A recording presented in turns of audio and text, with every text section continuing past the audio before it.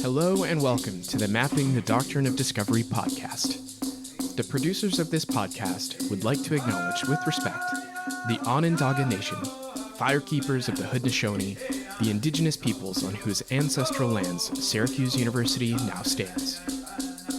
And now, introducing your hosts, Phil Arnold and Sandy Bigtree. All right, welcome back to Mapping the Doctrine of Discovery. My name is Phil Arnold. I'm professor of religion and core faculty in Native American Indigenous Studies at Syracuse University, and founding director of the Scano Great Law Peace Center. And I'm Sandy Bigtree. Welcome. I'm a citizen of the Mohawk Nation at Haudenosaunee, and I'm on the board of the Indigenous Values Initiative, as well as being on the academic collaborative of the Scano Center. This podcast is made possible by a grant from Luce Foundation. We want to thank them for that support. Today we have a special guest, our friend and colleague, Kim Carfore. Kim, thanks so much for being with us today. Can you just introduce yourself to our audience? Yeah, sure. Thanks so much for having me. I'm a big fan of the podcast. I've listened to as many episodes as possible. You've taught me so much, so it's an honor to be here. So I'm Kim Carfore. I am a professor at the University of San Francisco. I teach in both the Theology and Religious Studies department and the Environmental Studies department. So to me, I kind of traject these two very different worlds. In the indoors, I teach a Christian feminist theology class. And then my heart really, I love teaching that class, but my heart really lies in my outdoor work. Before I got my PhD, I was a wilderness guide for an outdoor program for at-risk youth. And so that's when I fell in love with nature and being immersed in the natural world for, we'd be out there for 12 days at a time. And then I get off trail and I just be like, what is truth? What is reality? What have people taught me about who I am? It's funny about the outdoors, isn't it? Yeah. Oh my gosh. Yeah. I have to study theology. What is a human being? What are we doing in this planet? Are we doing the right thing? And so I teach outdoor immersion classes in my environmental studies department as well. And then I also just founded a nonprofit called Wild Women, trying to connect and empower and educate women in the outdoors. Oh, tell us more about that. What inspired that? Well, it was inspired once again by my work in the wilderness and seeing the wilderness as a catalyst for transformation and change. And so the groups out there were divided by gender. So there were women's groups and men's groups, and I worked both. But there was something about being in the women's groups. I noticed they were, the way that they'd problem solve would be very collaborative. And I don't want to get essentialist on this point, but I'm just noticing group dynamics. And then, so for me personally, the wilderness was a catalyst for my own personal transformation and growth and development. And so I just wanted to give this to other women. And so I founded this a couple of years ago, and I actually just got a grant from the AAR to start my own podcast. So I'm love to have you on the podcast at some point. Is it called Wild Women? It's called Return to the Fire with Wild Women. Yes. Oh, wow. Mm-hmm. Wow. So That's highlighting great. these conversations about reconnecting people to place and planet and diving into some of these suppressed feminine narratives. So that's the goal. Wow, that's fabulous. Yeah, so maybe we could do it around a campfire or something, Yeah, exactly. Yeah. No, that's exactly why I named it that, was because the conversations that I noticed happening over and over and over again were always around the campfire. It's when the lights were down, that the sunlight had gone down, and people were just very self-reflective and open. And I've created many different fires, and I've had many different conversations around the campfire. But to me, fire is alive, and it's very there's a spiritual dimension to it. I could watch a fire forever and just watch it dance. And I think that the way that the mind connects to that, it helps to bring forth certain topics and the depth of awareness that I just fell in love with. Yeah. Yeah, I grew up with a fireplace, and we'd have these, great big fires in the fireplace all the time. But when you were talking about this, I just recalled laying on these big pillows for a good chunk of my childhood, just staring at the Yeah. fire by myself. By yourself, yes. Yeah.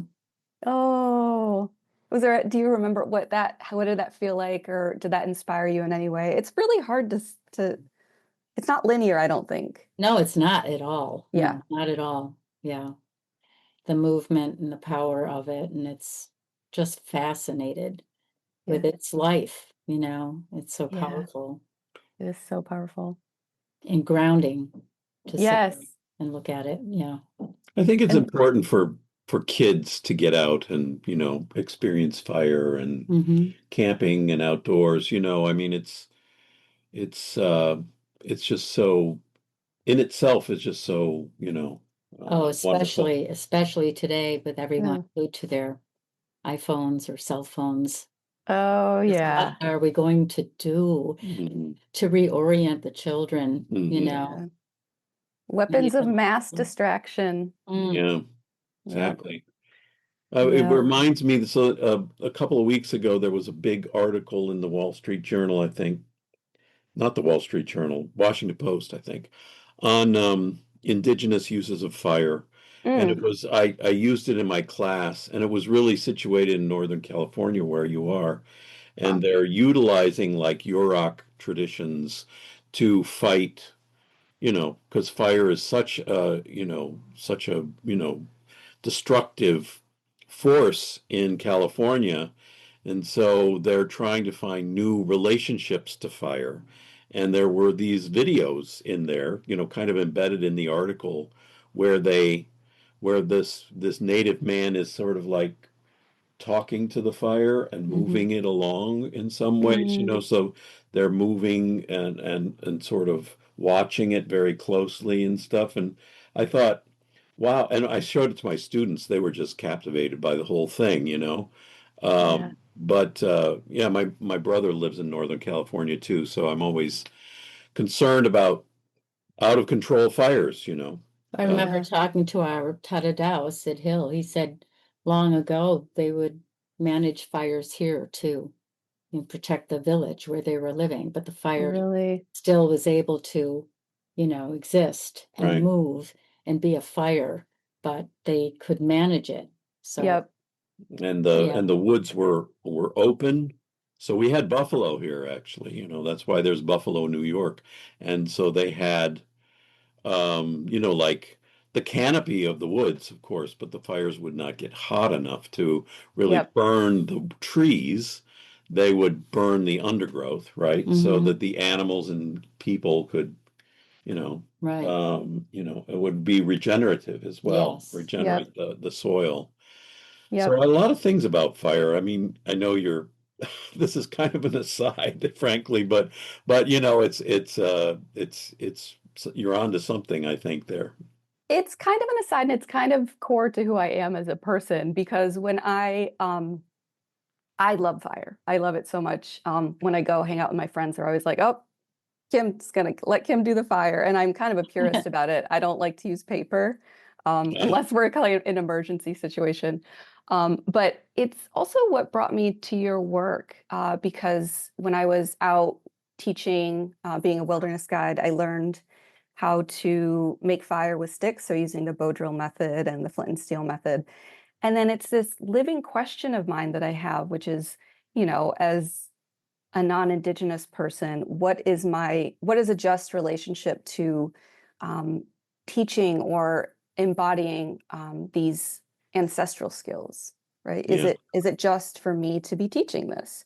But to me, it's a spiritual practice, and I've constantly gone to fire and I've asked fire, is it okay that I'm I'm keeping this practice alive, and it always feels that it's more important to keep these traditions alive than um, for me to not. And so, kind of going back to what you're saying about uh, these wildfires and controlled burns, and so now they're doing a lot of controlled burns, because if you're not doing controlled burns, then it's creating all of this really dried grass, and then that's what creates the wildfires. And so it's like we've constantly, and this is the difference between this sort of colonial Eurocentric relationship to wilderness, right? The Wilderness Act of 1964 defines wilderness as a place where man doesn't live and man doesn't belong. Number one, it's man, and number two, in order to have that definition, you had to displace the indigenous people that were caretakers. And so indigenous people were constantly using these controlled burns as ways to allow the regeneration of the earth, because some species need fire to propagate.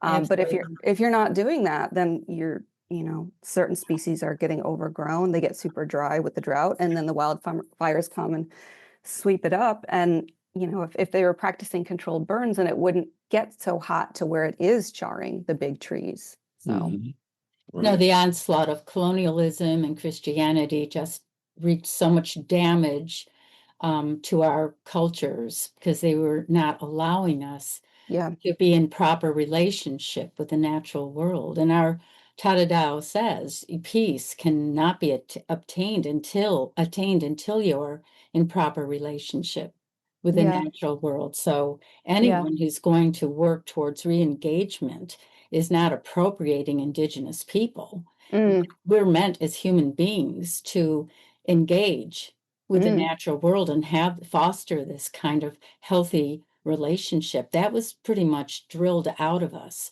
through all of us. Christian contexts, through all of us. Because everyone was indigenous at one point. Right. But Christianity really instilled this dualistic world of good and bad, and life is a battlefield, to conquer what they've considered evil and bad or wild or dark, or, you go on with the list. And I even think it's fascinating that wildness isn't an indigenous concept. It's because there's no word for it. There's no word for it. Because there's no separation. It's all relationship. And so I think about this a lot because it's really central to my work, but it's almost like, okay, well, because Christianity has created this dualistic worldview where humans are seen as separate and above nature, and that, humans are domesticated and nature is wild, then it's almost like we have to reappropriate, Westerners need to reappropriate this concept of wild to even understand what it means to connect with nature anymore. Right. Yeah. Well, there is a reality that we live in, that we're always connected to nature. Yeah. I mean, we are nature, in fact. I mean, the Haudenosaunee say they're not environmentalists, they're the environment, right? In a very real sense. I mean, I was telling my students a couple, maybe last week, maybe today, can't really remember. It's one of those, it's kind of that point in the semester where it kind of blurs. Definitely. But I was telling them, at some point that, my watch went off, it says, okay, time to be mindful for a minute, or take some breaths or something like that.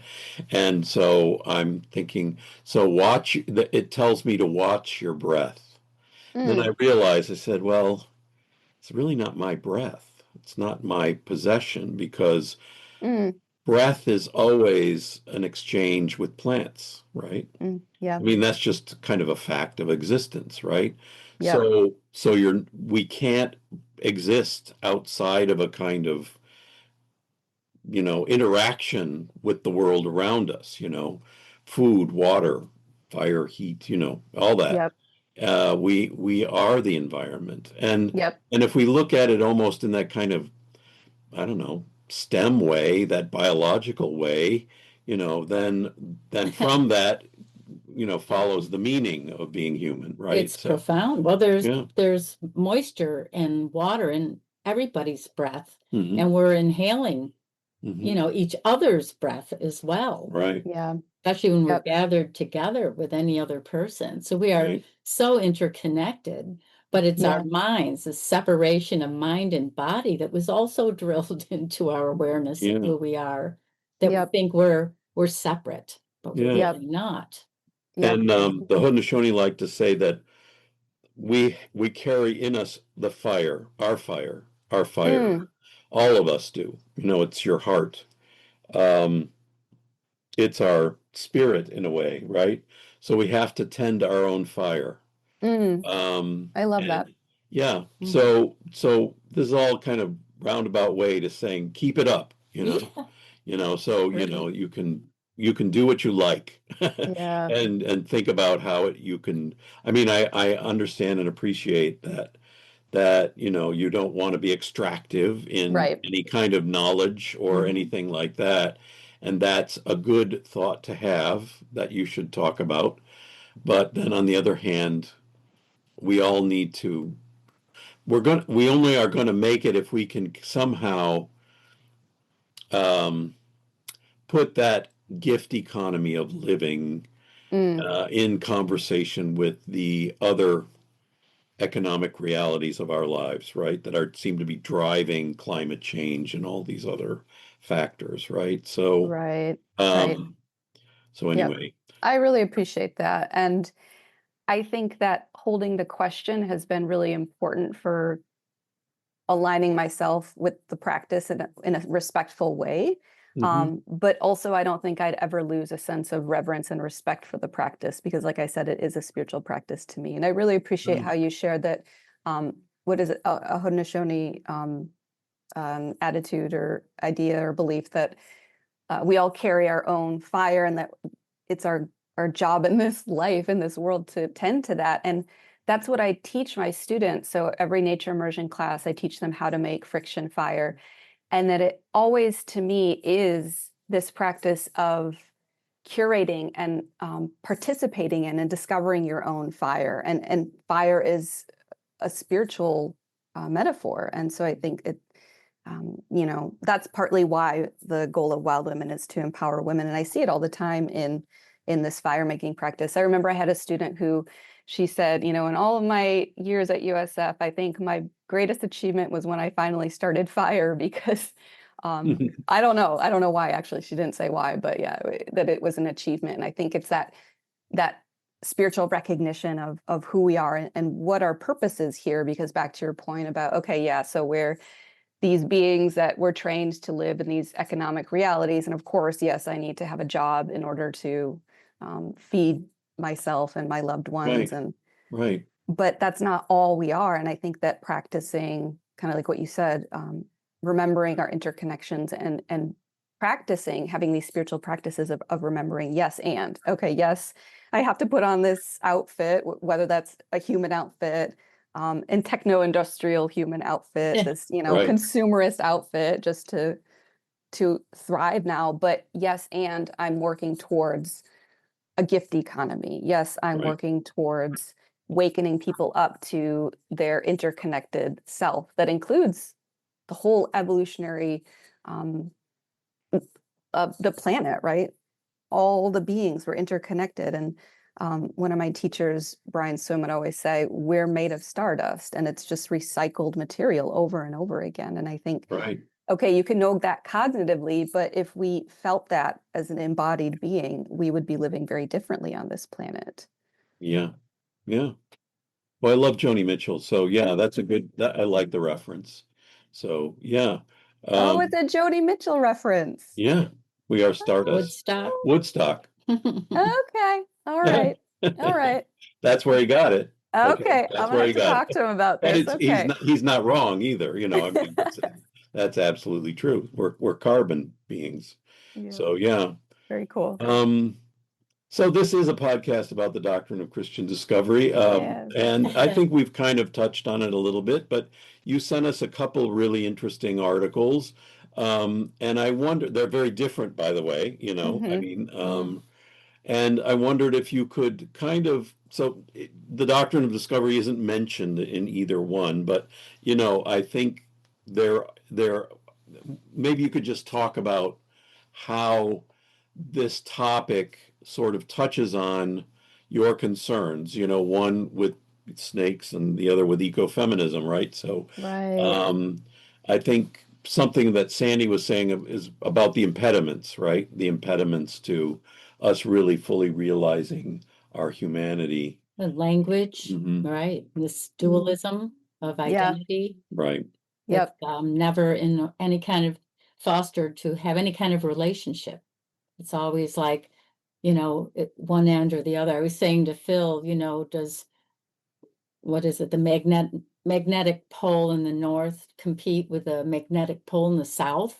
I mean, they're polar opposites. Are they good and evil, or an opposition, or trouble? One's a troublemaker and one's not. I mean, this is like insane. Our whole existence is oriented around this magnetic field, Right. that allows us to exist. So, Right. even in that context relating to the earth and the world, it gives you a different perspective of how interactive this all is, even at extremes of the polar opposite poles.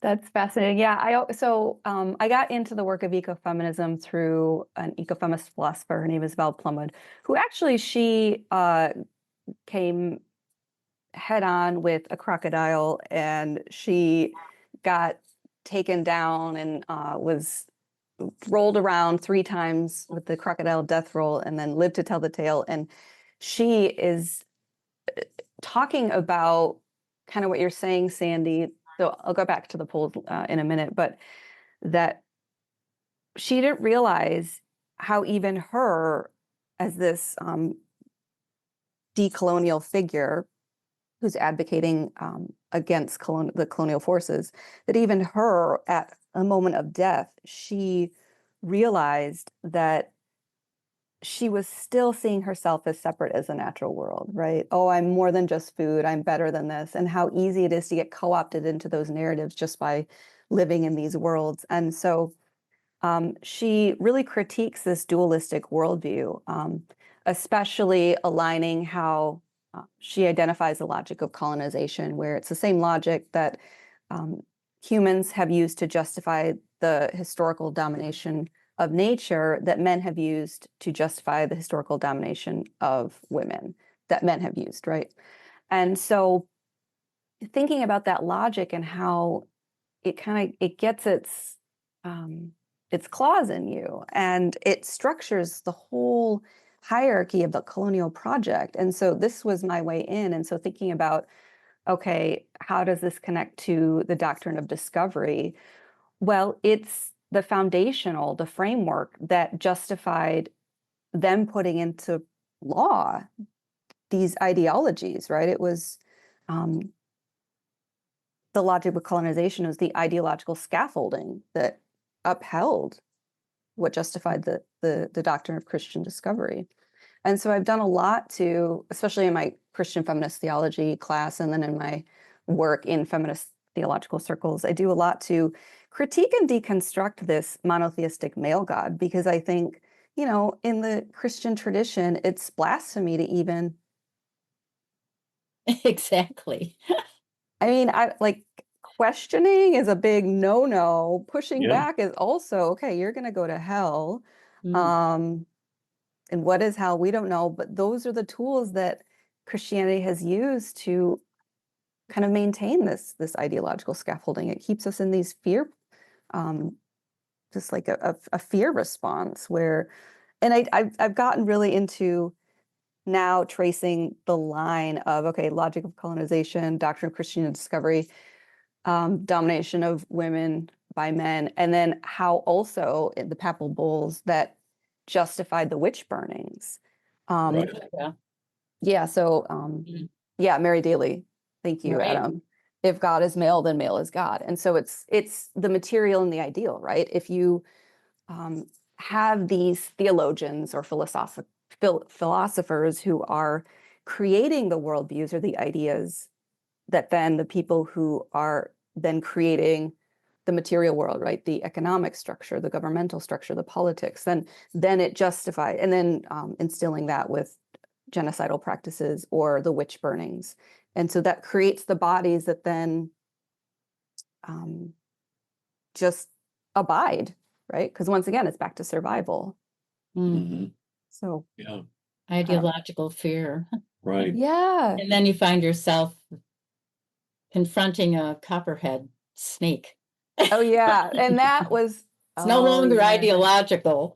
No, exactly. But that's so funny because I spent so many years of my life after my undergrad, and I went and I lived in India, and I, you know, lived in spiritual ashrams, like a Hindu ashram, and then I practiced Buddhism, and then I went to a Sufi camp. And so I was exploring my own Christianity. Haven't revealed to people I grew up Catholic. Okay. Whoa, big. Oh And no. you're in a Catholic institution. And I teach at a Catholic institution right now. Yes. Yeah. So I feel like I'm really looking at these frameworks through a microscope, right? Whether that's my own worldview that I was raised in, kind of deconstructed in my different spiritual exploration. And then when I came face to face with a copperhead snake, which I didn't realize at that moment, I was still holding on to this male godhead because it's so deeply instilled in you. Even if you consciously, I'm not going to speak for anyone else, even if I consciously tried to deconstruct this, oh, I don't abide by a male god. But when they get you so young, Yeah. it's like in psychology, they have critical periods, right? Or language, when you're learning a language, it's like your brain creates those neurological connections, and it's really hard to undo those. Absolutely. So I think about, teaching these frameworks of Christianity at a young age. So yeah, being face to face with the copperhead in the wilderness when I was a wilderness guide for at-risk youth, it just blew open these concepts, and I didn't even realize I was still abiding to this male godhead, where when I was looking in the eyes of that snake, I realized, oh my gosh, human superiority complex is real. It's in the mind, because this thing can kill me just as much as I can kill it. It's just that we hide in these buildings and these solid walls and forget how interconnected we are. And interconnected does mean that we're food for other beings sometimes, even if that's something like a small flea or a tick. I think ticks are the things that get my students the most. I think it's the smaller things that get my students to just their skin crawl, because once again, you think, oh, I'm this big, powerful being, I'm bigger than it, but oh man, those microscopic entities. Yeah, don't mention ticks. Okay. So Just you too. mentioned care last week, and it found its way, and it was a very tiny one, and they're the most dangerous. So yeah, right. I think I got there in time.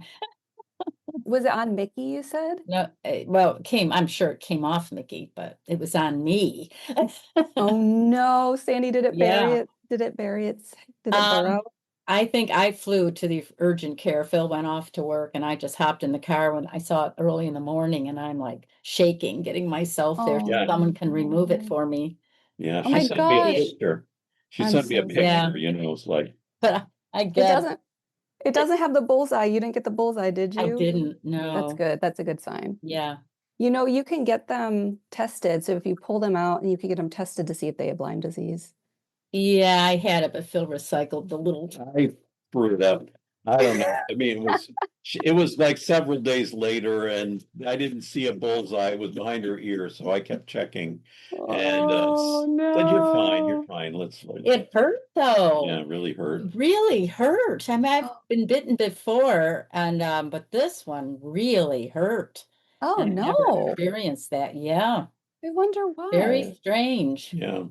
I wonder if it's because it's the smaller ones. I don't know. I'm it was a deer tick. But anyway, it was a deer tick. Not here to talk about deer.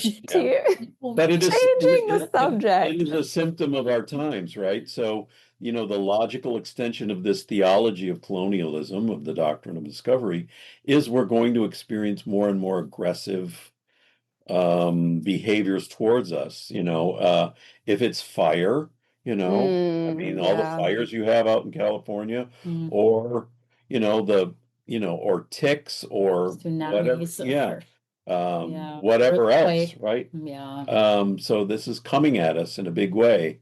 Yeah. So we're not paying attention to what's happening just in our yards, in a way. Yeah, it's really true. It's really true. I just heard, I'm also a long distance runner. I just saw an article because the New York Marathon was this. Oh yeah, you're New York. We don't go to the marathon though. Yeah. Yeah. That's what is it, 4 hours from you? Yeah, it's a ways. Yeah. Well, I found Have you out done that? Have you raced in the marathon? New I've York raced one? this, not the New York one. I'm going to, well, as I announce this to the podcast, now I'm gonna All really right. have to do it. Okay. So Yeah, I'm now you gonna have do to it. do it. Yeah, I'll do it next year. Sometime in the future. Yeah. Yeah. Oh, okay. So I will do it next year. All right, But good. and I'll come swing by. Now I'm Okay, inviting we'll myself go over. watch you. Oh, sure. Anytime. That would actually be really fun. Do you need help catching up on today's topic? Or do you want to learn more about the resources mentioned? If so, please check our website at podcast.doctrineofdiscovery.org for more information. And if you like this episode, review it on Apple, Spotify, or wherever you listen to podcasts. And now, back to the conversation. But yeah, so I saw an article that said that, and I've thought about this in terms of human evolution, and you see it in sports, and people are always breaking records, and it's a constant growth. And you think, wow, the human potential, human evolution. And I just saw an article that said climate change is going to affect elite marathon runners. So now their times are actually going to start going down. Hmm. And I thought, wow, this might be some evidence where people, because it's easy, once again, the cognitive dissonance for people to think, oh yeah, climate change isn't real. But then once you see elite runners' times go down, which I can't, since maybe the 1900s, the times have gotten higher and higher and higher. But this goes back to us backgrounding nature as if, human superiority complex, look how great we are. Well, actually, we needed clean air and this very specific temperature for us to be thriving. Hmm. Um, And as Oren says, the good weather is over. mm, We yeah, for millennia we've had good weather. That's really has been the yeah, core essence of culture around the world and all that. But I think it's going to yeah, be changing now. yeah, So that's what he constantly talks about. yeah, So yeah. there Part is of, an urgency to reorient, right? But Yeah. we yeah, are so divided, and men are suffering today with this movement as women are trying to step up and be seen and be heard. oh, And many are just taking the male model and Yeah. leaving men wondering, well, what are What are we we for? supposed to be doing? Yeah. And yes, everything is so chaotic right now. And there's so yes, much work that needs to be done and yes, inspire people and especially But the it's our youth. conviction that it's a theological issue. The doctrine of Christian discovery is so colonialism is a theological hmm issue, and it can only be solved with re-theologizing, if you will. mm, mm, So because we're not going to have like a fix to climate change. We're not going to have a technological fix to climate change, yeah, unless people have a different or are reoriented somehow, people and cultures and traditions. And even though these categories, when they were formed, were divisive, I mean, to yeah, theologize about your world, I Yeah, mean, we're in a real bind right now, and we've got to reorient. And we do yeah, need new quickly. theologies and places to gather and talk and meet and Mhm. try to create a new direction yeah, of yeah, re-engagement with each other and the world. yeah. Well, and I think that's why I started Wild Women, the nonprofit, is getting Right. people together and re-inspiring because sure, I have read ecofeminist theologians and books. I read, womanist theologians, Mujerista theologians, Indigenous people, but I think that there's a disconnect where, okay, let's apply this. So great, so we could be studying this in the academy, but then there's that public-private divide or the academic public divide. And so how do we recreate, how do we make these theologies generate real world change? Mhm. But I really appreciate what you spoke to, Sandy. So I want to go back to that because I got into feminist theology because it gave me this new worldview where it gave me the tools to think, okay, well, I was raised in the Catholic tradition. It's a monotheistic male God who exists over and above this world. It's untouchable, right? There's no relationship there except through Jesus, but to me, I was like, is there something wrong with me? I don't know how to have a personal relationship with God or with Jesus. And is there something wrong with me? And so, reading these ecofeminist theologians gave me the tools to think theology in a sort of liberatory way, in a way that was liberating for me. But then I get in the university and I'm teaching feminist theology, and I tell my students every time on day one, I say, you know what, sometimes I feel like my job is harder than, say, a mathematician, because you go in, it's so objective. Nobody has an opinion about math. Nobody gets mad when you say the word zero. But when I start class, everybody already has a preconceived opinion about what the word feminism is. And then I always joke and I say, it's the new F word, right? Like I feel like my job in the classroom all semester is just to try to deconstruct their preconceived notions about what this word means. And so going back to your point, it has created a huge divide. And so I question whether or not it's helpful to use that word because it's so divisive. Right. And just because it was helpful for me, because I've read, so many books and thought about it for myself. But when you go into dialogue and talk to people, people just kind of shut down. And so I'm like, I don't know if it's liberatory in the public space. But it does really put into question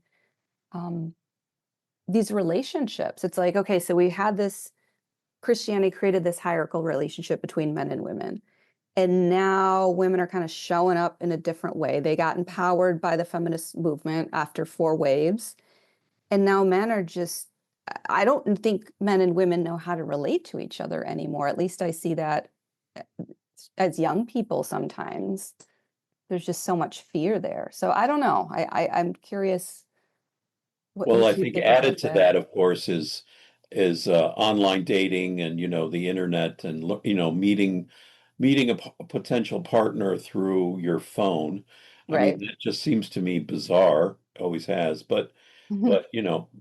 that's the way it is these days. And I Yeah. don't know, Yeah. I don't know. That kind of exacerbates the whole problem, or I guess the dilemma. But it is a journey. I mean, you do Yeah. need these steps to move out of the Right. confinement everyone is in. You have to constantly be creating new ways of relating and expanding our Yeah. worldview. Um, I mean, the opportunity when colonists came onto this continent, because they had already suffered genocide and ecocide in Europe, and the lost opportunity to come to this continent and see the indigenous people that had already worked through a lot of that. I mean, Yeah. our whole creation story is Yep. about arriving on Earth, living plentiful, rich lives, but then falling away from our responsibilities, which eventually led to warfare among one another thousands of years ago. And that's when the peacemaker came to show a way through it. So there's an opera, and then for thousands of years, the Haudenosaunee lived in peace. But that narrative, that creation story involves, total discord and violence, and it showed a way through it. And so by the time Europeans came here, the Haudenosaunee already knew how to work through this. They knew how to read the signs that these people are off on the wrong track. And right from Yeah. first contact, Indigenous people were trying to warn European colonists coming in here that this is going to be trouble. Wow. Um, so Yeah. for thousands of years, been trying to sort this stuff out. Here we are, Yeah. Well, where I do we find it, go from here? yeah. I find it fascinating that, so do the Haudenosaunee, is it Sky Woman falling? Oh no, you told me Yeah, Sky Woman fell from, yeah, and it you're was all right. about relationships and In the relationships natural in the world natural rose, world. they held council on how they could save her. The geese flew up to cradle her and set her gently on Turtle's back.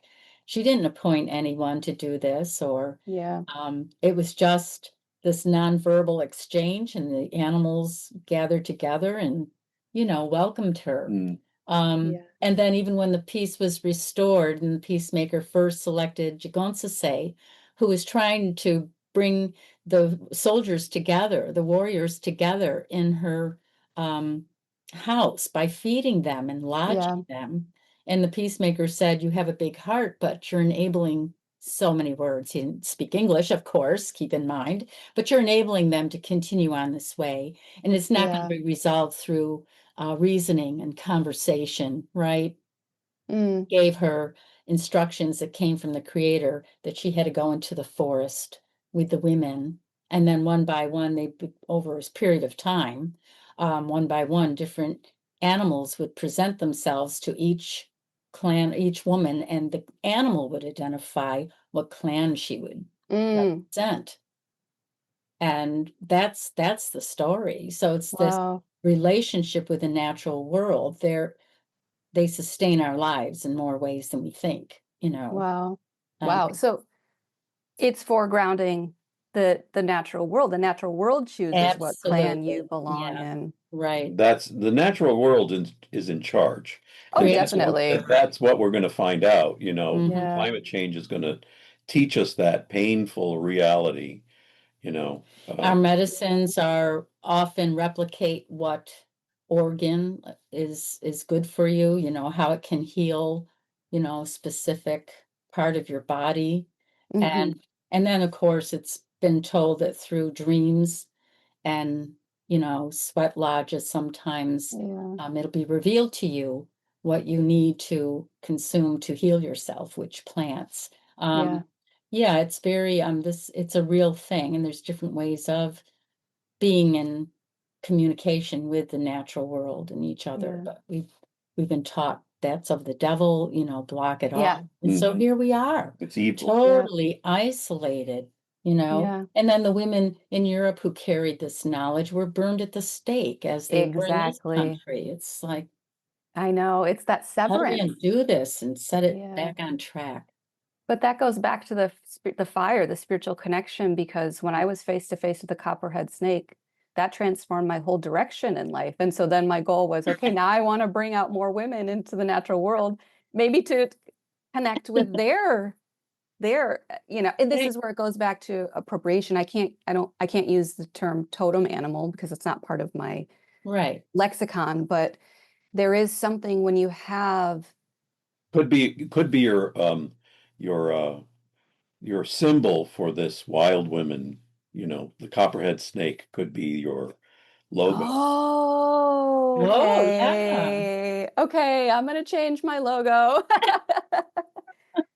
I am. It's funny, I thought that, and then I thought, oh, that's too powerful. I shouldn't do that. So I switch it. But this goes back to how we're trained as women in Christianity, is there's that fear of power, of real spiritual connection, of women connected to the earth, right? A witch was just a woman who was either a midwife or a medicine woman or a community healer, right? So actual power that she held. Right. Oh yeah. But that power is integrative. A lot of people are afraid of being successful in their lives and gaining that kind of power because you're in isolation. That's a whole different sense of being powerful, and you lose friends with the more powerful you become. I mean, it's a whole different construct where when you're connecting with the regenerative forces of the natural world, that's something that's inviting, it's not to be feared, but it's threatening to a hierarchy. Higher powers. Yeah, that's true. I like that distinction. That it's threatening. Yeah. So let me ask you another kind of thing, because I'm kind of obsessed with my ancestry, right? Yeah. So I think we talked about this when you visited, but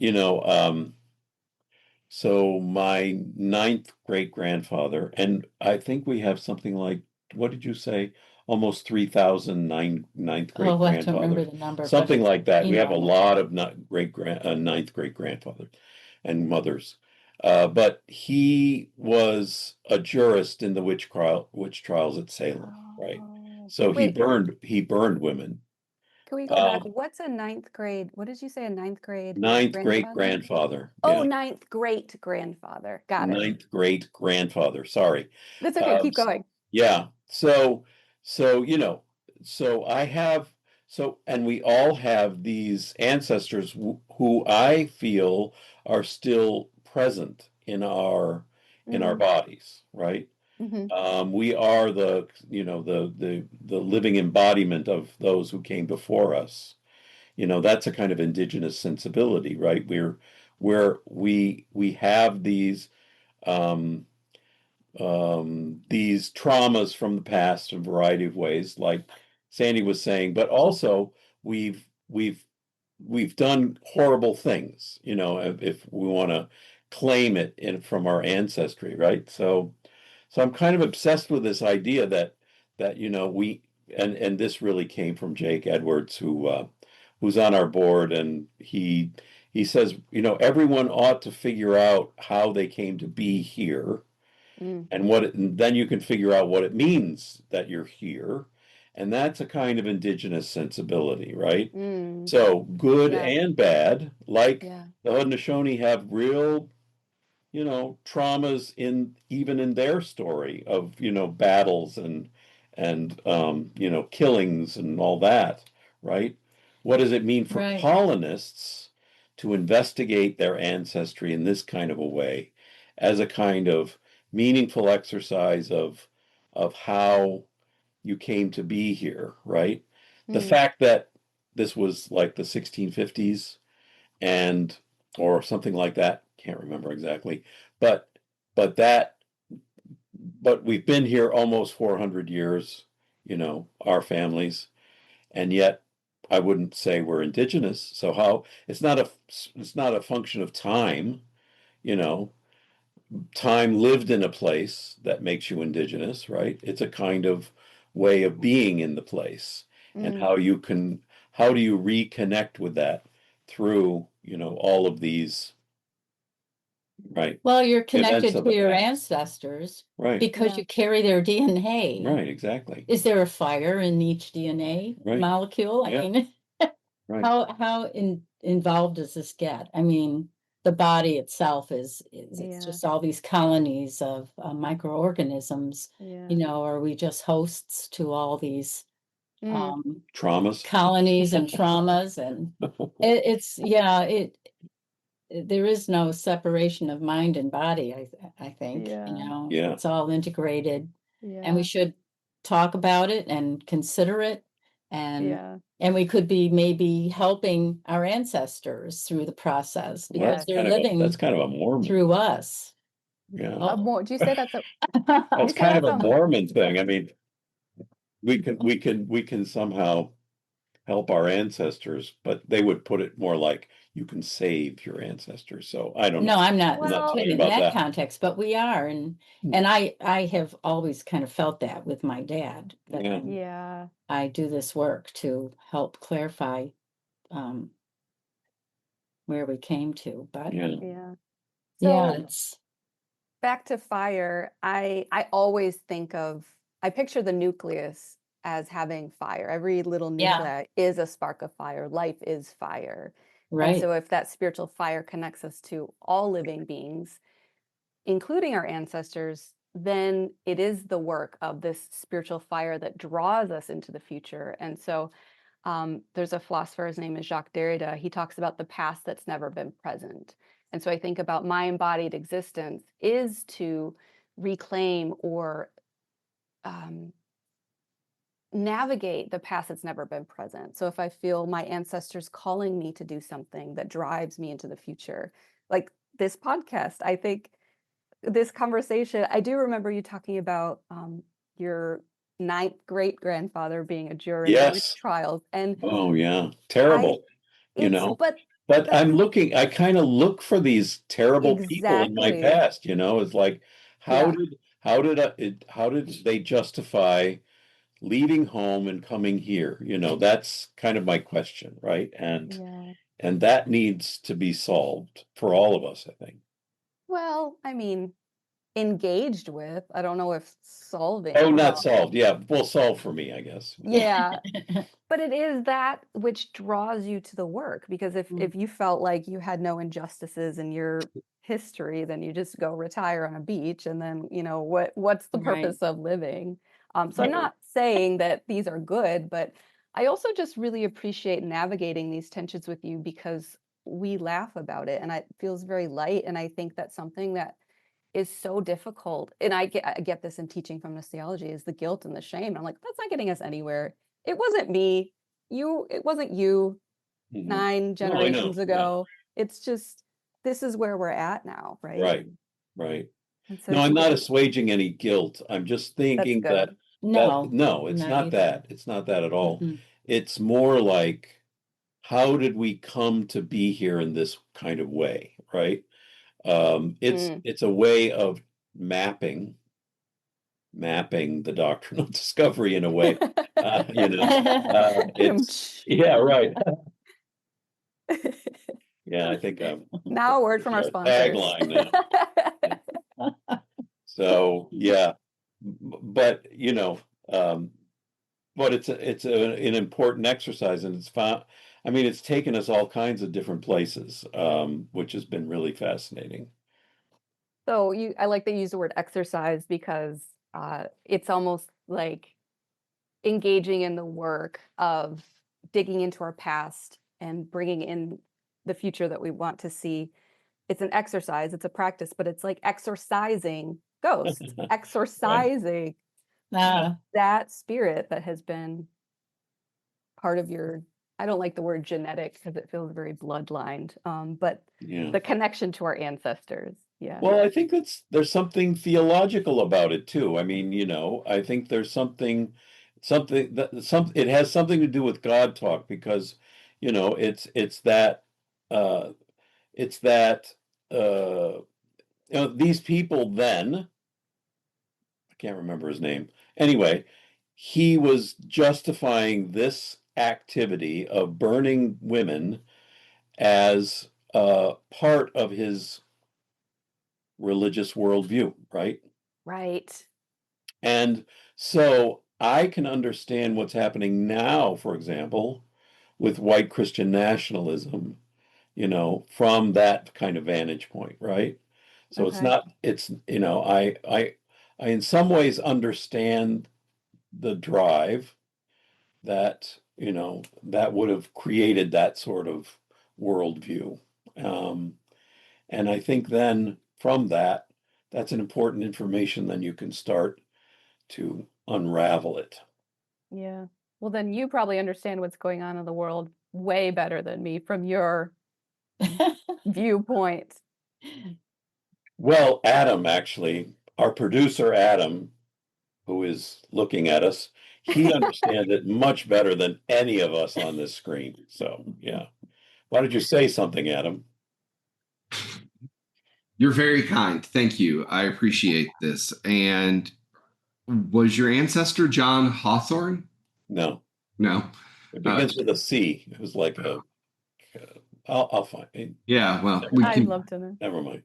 I was Googling it as you were talking. But I do think that where we tie all of this together, and where I really appreciate you taking us, Kim, is to this place about the right and proper relationship. And within the Christian tradition that you've been highlighting, you've been showing how there's a collision of values, that there's this dominionist theology strain that goes back how far? Question mark. It goes certainly back to Dum Diver Sauce. It goes back to the Canary Island Papal Bulls. Sandy has highlighted how it goes back to the Crusades. Peter DeRico and Stephen T. Newcomb are collaborating on a project to push it back to Constantine. But what I heard in what you were saying, Kim, right, is it starts at the moment when the manuscript traditions take Genesis 1:28 to mean dominion over the earth versus being in relationship to the earth. And as soon as Christians start imagining the idea of the Imago Dei, of being in the image of God, maybe that's where they get off track. Maybe that's where this dominionist theology piece comes in. and where feminist theologians like yourself and Sally McFague offer a really vital course correction of saying, no, maybe the entire earth is in the image and the body of God. And maybe what's happening with humans isn't so different. And I think of Jacques Derrida, who you mentioned earlier. Phil and I spent a lot of time in the religion department at Syracuse. Everybody talks about Jacques Derrida and his question about animals. Do animals suffer? Yeah. And if they can suffer, and humans can suffer, and it certainly feels like suffering is a condition of existence these days, then we're not that different from them. And we need to be better relational caregivers and neighbors to the animals, to be in responsibility to animals like Mickey, who is the dog that Phil and Sandy rescued, and an infrequent guest on the podcast as well. And what we've just highlighted here in tracing that strain of what y'all have been talking about is pulling out that there's this sort of subterranean Christian tradition that is pushing against this dominion theology of domination, and that gives us the domination code and framework that Newcomb talks about, and the dominion theology of the present moment that we're all experiencing with Project 2025, et cetera. And so what I really appreciated about y'all's conversation today, to wrap this up, is to think about inviting listeners to think about what are the resources and strategy for change and transformation and liberation. Kim, you did a wonderful job of highlighting elements for resistance and liberation from within the Christian tradition. And all three of you really highlighted the wisdom that comes from the Haudenosaunee Confederacy and indigenous traditions in the natural world outside of the Christian tradition. And to plug a recent book, The Urgency of Indigenous Values. Yep. Thank you, Adam. It's a great book. I'll give you the last word, Kim, on anything that Adam has sort of like expounded on. Man, that was a great overview. Thank you for that. That was impressive. So my response is going back to this Genesis 1:28, right? Dominion theology, that we have to think, and when I do feminist theology, I always think about context, right? Ecofeminism is, to me, foregrounding that which has been backgrounded historically, whether that's women's voices, the work of women to create the foundation to where men could do philosophy and theology, the natural world that we only exist because the trees exist, because the oxygen that we breathe. And so thinking about context and applying that to dominion theology, it makes sense when early humans were farmers, right? Agricultural workers, when dominion is, okay, well, I can only survive, going back to evolution, I can only survive when my crops don't fail. And so, yes, it makes sense, right? I live on a farm now. When I plant my comfrey, I don't want the deer coming to eat it or the rabbit, so I have to put up a fence, right? So dominion makes sense in that context, but now more than half of the world lives in cities. And so thinking about, okay, what does dominion mean in that context?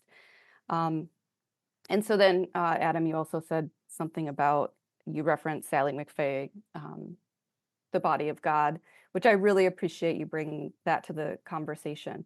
As you were talking about that, I was thinking, you know what, I think part of my work in this world is, and I haven't published on it, but maybe an essay is coming up, which might take a book form at some point once I get the podcast going, is to think about Earth as Mother God. Because if Father God, the monotheistic Godhead in the Catholic or Christian tradition, has been, that is the God that we know, that has been at the suppression of the earth. And so what if it has been this dualistic tension this whole time. And so trying to kind of like in women's bodies, historically, we realized it back in, the early 1900s that, oh, actually we're made equal. We're made equal in the image of God. So let's act like it. So politically, let's get the right to vote and put us equal at 1919. So maybe I'll start doing theology to do that with Mother Nature as a complement to this monotheistic male God. Mhm. So suppose I'll end that. So now I have way too much to do. I have a book to write. I have a marathon to run. So Yeah. Get busy. all right. Yeah. I like being Yeah. busy. Yeah, right. I love- Excited. Well, thanks very much, Kim. It's been delightful to have this interview, and we'll see you soon. Yes. Oh, at the Yes. AR. I'll see you all so soon. Right, Oh you my bet. gosh. And if any listener is going to be at the AR, come see our panel. I don't remember when it is, but you can look it up in the app. But thanks again for all your great work, and thanks for having me. I had a lot of fun. The producers of this podcast were Adam DJ Brett and Jordan Lawn Cologne. Our intro and outro is social dancing music by Oris Edwards and Regis Cook. This podcast is funded in collaboration with the Henry Luce Foundation, Syracuse University, and Hendricks Chapel, and the Indigenous Values Initiative. If you like this episode, please check out our website and make sure to subscribe.